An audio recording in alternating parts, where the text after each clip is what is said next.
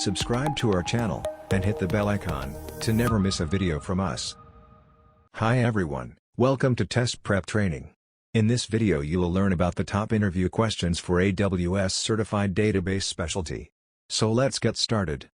Question number 1, what do you know about the Amazon database?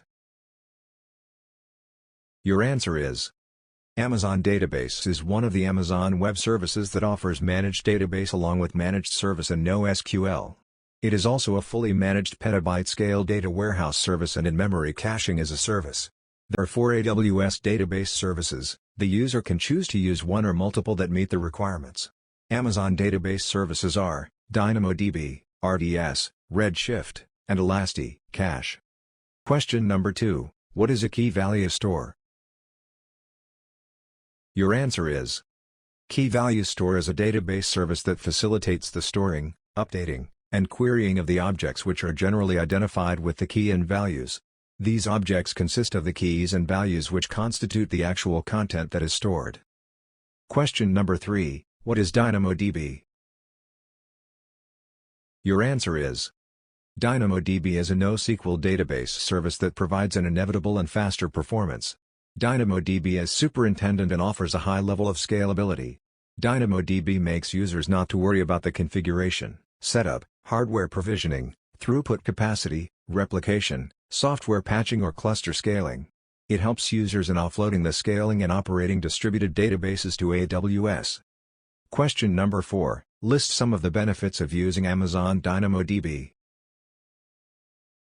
Your answer is Amazon DynamoDB is the NoSQL service that provides a number of benefits to the users.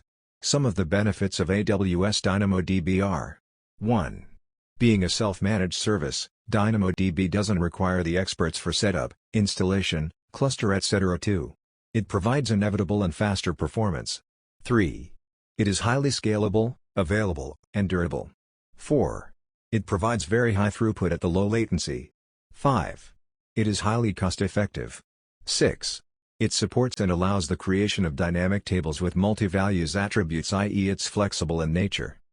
Question number 5, what is a DynamoDB mapper class? Your answer is the mapper class is the entry point of the DynamoDB. It allows users to enter the DynamoDB and access the endpoint.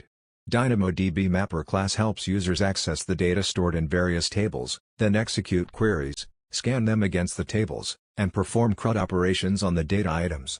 Question number 6, what is Redshift Spectrum? Your answer is the Redshift Spectrum allows you to run queries alongside petabytes of data which is unstructured and that too with no requirement of loading ETL. Spectrum scales millions of queries and allows you to allocate and store the data wherever you want, and whatever the type of format is suitable for you. Question number 7, what is a leader node and compute node? Your answer is in a leader node the queries from the client application are received and then the queries are parsed and the execution plan is developed. The steps to process these queries are developed and the result is sent back to the client application. In a compute node the steps assigned in the leader node are executed, and the data is transmitted. The result is then sent back to the leader node before sending it to the client application.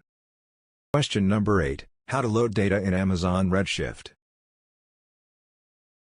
Your answer is Amazon DynamoDB, Amazon EMR, AWS Glue, AWS Data Pipeline are some of the data sources by which you can load data in Redshift Data Warehouse.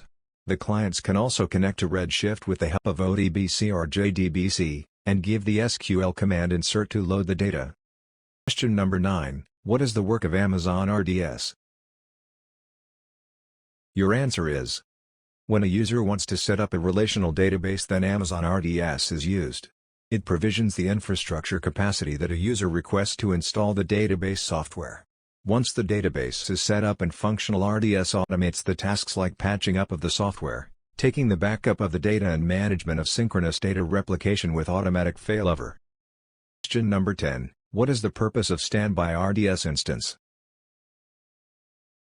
Your answer is the main purpose of launching a standby RDS instance is to prevent the infrastructure failure, in case failure occurs, so it is stored in a different availability zone which is a totally different infrastructure physically and independent.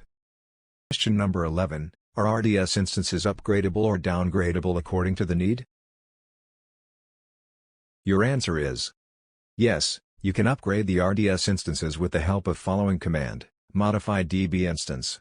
If you are unable to detect the amount of CPU needed to upgrade, then start with db.m1.small_db instance class and monitor the utilization of CPU with the help of tool Amazon CloudWatch service. Question number 12. What is Amazon Elasticache? Your answer is Amazon Elasticache is an in-memory key-value store which is capable of supporting two key-value engines, Redis and Memcached. It is a fully managed and zero administrations which are hardened by Amazon. With the help of Amazon Elasticache, you can either build a new high-performance application or improve the existing application. You can find the various application of Elasticache in the field of gaming, healthcare, etc. Question number 13. What is the use of Amazon Elasticache? Your answer is the performance of web applications could be improved with the help of the caching of information that is used again and again. The information can be accessed very fast using in-memory caching. With Elasticache there is no need of managing a separate caching server. You can easily deploy or run an open-source compatible in-memory data source, with high throughput and low latency. Question number 14. Which AWS services will you choose for collecting and processing e-commerce data for real-time analysis? Your answer is I'll use DynamoDB for collecting and processing e-commerce data for real-time analysis. DynamoDB is a fully managed NoSQL database service that can be used for any type of unstructured data. It can even be used for the e-commerce data taken from e-commerce websites.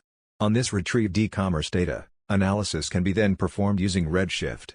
Elastic MapReduce can also be used for analysis, but we'll avoid it here as real-time analysis if required. Question number 15. When will you prefer to use provisioned IOPS over normal RDS storage?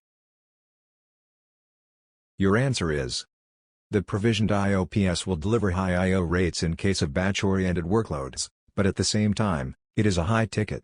On the other hand, execution workloads don't require manual intervention as they allow complete utilization of systems, so RDS storage is good enough for those. It specifies that we should prefer provisioned IOPS over a normal RDS storage for the batch-oriented workloads. For more such videos, subscribe to our channel.